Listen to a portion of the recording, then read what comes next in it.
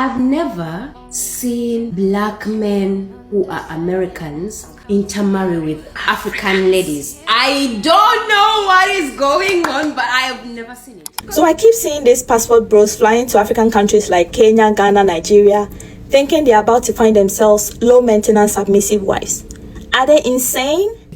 When I meet like a Russian guy, I'm very humble. Please let me tell you why. I treat my Ghanaian guys. I will never portray that character. Why is it the passport bros never go to Africa to pick up a girlfriend? Africa has some of the most beautiful women in the world. It has strong family-oriented cultures, traditional values, and in many places, a lower cost of living than the West. So, here's the question. If passport bros are looking for traditional women, why are they not flocking to Africa? Instead, they are heading to places like the Philippines, Thailand, Colombia, and Brazil. Why? What's keeping Africa off the top of the list? Is it the culture? Is it economics? Is it the women themselves?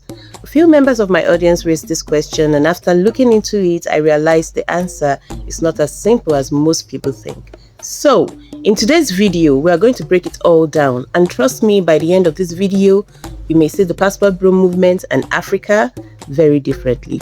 Let's get into it.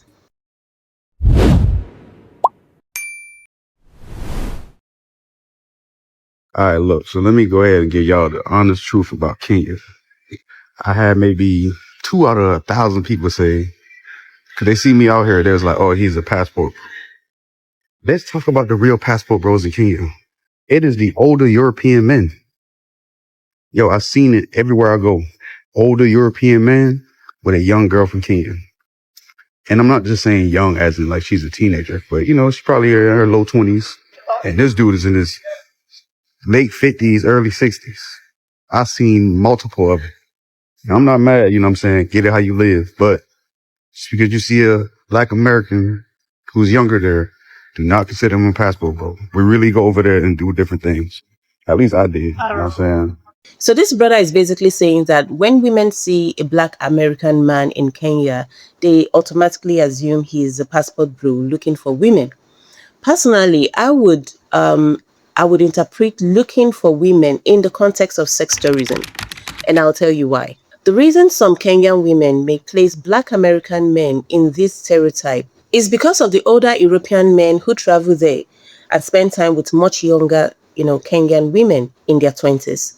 But then the question becomes, why are these women choosing to spend time with these much older foreign men? Well, your guess is as good as mine. Now, here's where things get interesting. If that perception already exists, how does a passport bro determine whether a woman's interest in him is genuine?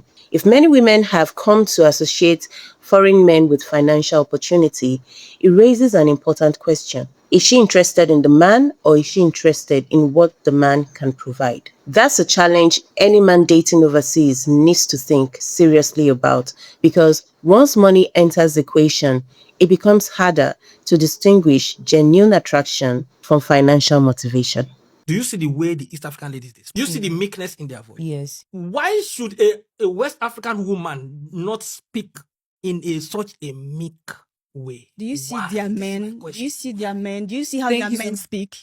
One thing. Why can't you Do you speak know the like reason their why men? they're speaking to you like that? As you see, it's melting your heart. See. I don't know you guys, so it's melting. Do you know how they talk to their men? Forget about how they talk to their men. Okay, Why can't you speak like that? To me also. Let's switch it. When I meet like a Russian guy, I'm very humble. Why? I will tell you why. Very fast. No. I will tell you why very fast. Finish now. They see you to be a Russian man, so that I'm humble to you. Take it as it is. No. See, I will tell you why. If I meet someone from US, please let me tell you why. I treat my Ghanaian guys. I will never portray that character. Let me give you the long and short of this next clip. This lady is basically saying that she would treat a Russian man better than she would treat a black man. And unfortunately, there are a lot of African women who hold that mindset. I love when passport bros go to other countries and realize shit's not sweet. Why would you go to Kenya and think that Kenya women are to be played with and that we're just all docile, super, super traditional, never speak up kind of women. Have you met a Kenyan woman? Proud Kenyan woman right here. Even the Kenyan women who are traditional, and I would say there are a lot of traditional parts of our culture, but who told you that they're just gonna be docile, not care about money, and roll over? Have you met any Kenyan woman?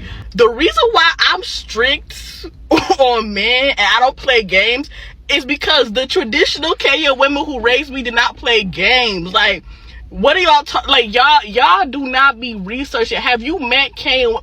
We're not playing with y'all. Like, So I keep seeing these passport bros flying to African countries like Kenya, Ghana, Nigeria, thinking they're about to find themselves low-maintenance submissive wives. Are they insane? Let me tell you something as a Ghanaian woman. From the time we are little girls, we are raised to make decisions in the home. We are raised to know our worth. My mother told me this. If I take on debt, they belong to my husband. He pays.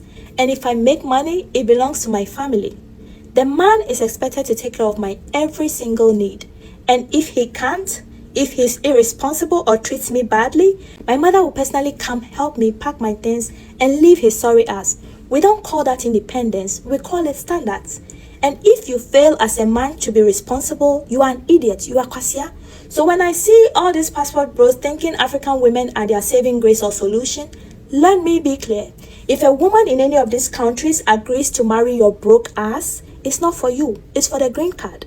These black American passport bros that are suddenly going after African women are doing so because they know that the African system always favors the man above the woman. They know that they can easily impregnate a woman and not have to worry about things like child support, and they can also divorce without bothering about things like alimony, especially when that lady is from a poor home. They want the benefits the African women bring to the home, but what benefits do they themselves offer? I see them online talking about 50-50 and still in the same sentence expect things like submission from the woman, respect, and a whole bunch of things. They expect black women to split bills with them while taking care of the family, while raising the kids, while doing their house chores, cleaning, and a whole lot of things, while they themselves do nothing apart from paying half of the family bills. It's more like they're running from their responsibilities, but they do not seem to understand that it doesn't work that way in Africa. In fact, we'll deal with you, and depending on the kind of family they are from, your life will be messed up. You will forever regretting ever dealing with that lady. And in case you don't know, there's something called juju, magic. Those women are the type that actually know the road to the native doctor's house. You are finished. In fact, if you mistakenly hurt this type of women that make use of black magic, you will know that black American women have been lenient on you guys. You know, in my research, I haven't come across many video clips of women from other parts of the world speaking about the passport bro movement in this manner.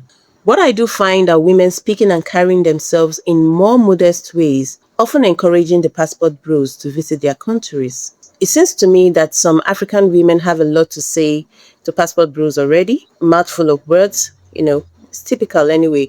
So yes, if some of them are not busy working out ways to finesse you, they are already being disagreeable and laying down the rules for you long before your plane even touches the ground.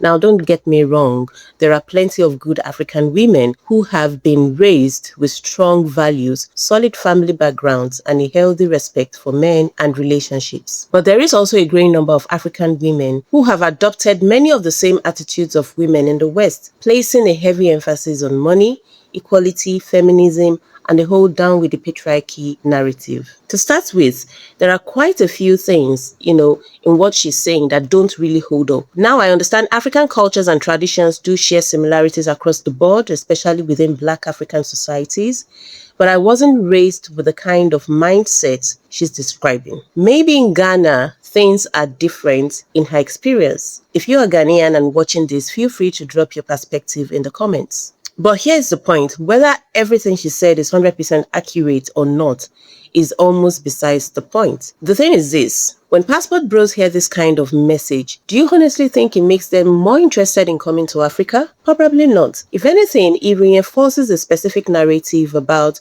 relationship that men are already weary of. Now there's an influx of them there to the point where, when I speak with a woman, they'll say, "Are you one of these guys that are called the passport bros?" And I'm like, damn. I'm like, man, and I'm talking about women from all over Kenya, like asking me this question. So I'm like, golly, man, what are they doing over here? What is your favorite country in Africa? I'll say before Kenya was overran by these guys going over there for pay and things of this nature, Kenya was at the top. Kenya was definitely at the top. Yeah, I remember when I first went to Kenya, I felt like it was only me there. I actually didn't see many Black Americans ever.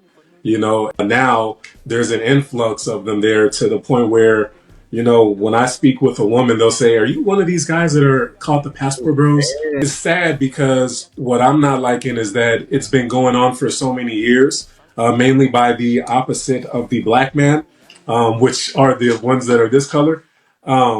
And they've been doing this for many years.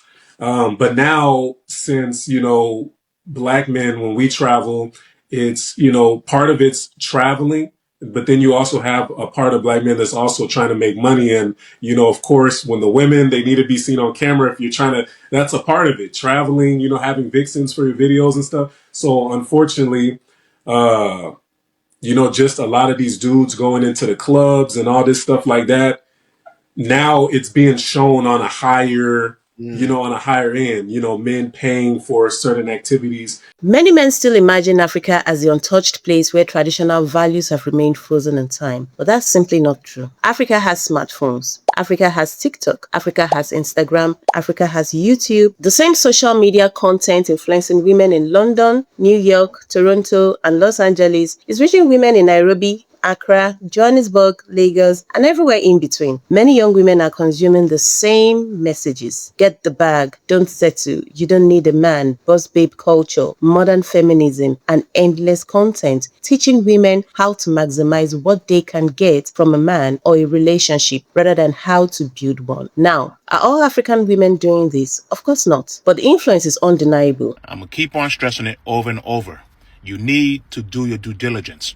Okay, because the stuff that a lot of these African women overseas, they're seeing on social media of how these Western women are acting, and they are imitating that. So you think when you go over there, you think you're going to get more of a submissive woman. Sure. Yeah, she may have cultural differences, but some of them are imitating exactly what Western women are doing, and they are trying to finesse you. Okay. One of the biggest mistakes some men make is assuming that just because they are going overseas, they are automatically going to find the traditional submissive woman. It doesn't work like that. Many African women are on the same social media platforms as everyone else. They're watching the same content, following the same female influencers, and in some cases adopting the same attitudes and behavior that many men are trying to get away from in the West. Now, are there cultural differences? Absolutely. Are there still good women with strong values? Of course there are. But don't fool yourself into thinking every woman overseas is automatically different just because she lives in another country. Some of them are playing the exact same games, just with a different accent. When you meet a woman overseas, pay attention to how she talks, how she treats people, what she values, and what constantly comes out of her mouth. Let her do the talking. Don't interrupt her, don't lead her, just listen. And if she's a genuinely good woman, that will reveal itself too. Too many men get distracted by beauty. They see a pretty face, a nice smile, and suddenly all common sense leaves the building. Before they know it, they are making life-changing decisions based on chemistry and attraction alone. And that's how many men end up in situations they later regret.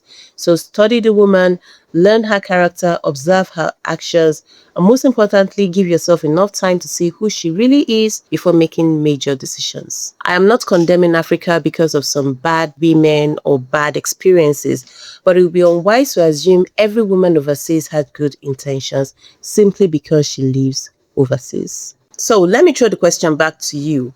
Are you a passport bro in Africa who's found love, or has your experience been completely different? And for those of you who haven't considered Africa at all, why not? What's keeping Africa off your list? Let me know in the comments. I'm curious to hear from men who have first-hand experience rather than just opinions from sidelines. If you enjoyed this video, don't forget to like, subscribe, and share it with someone who needs to hear this conversation. Thanks for watching. Thanks for your support, and I'll see you in the next one.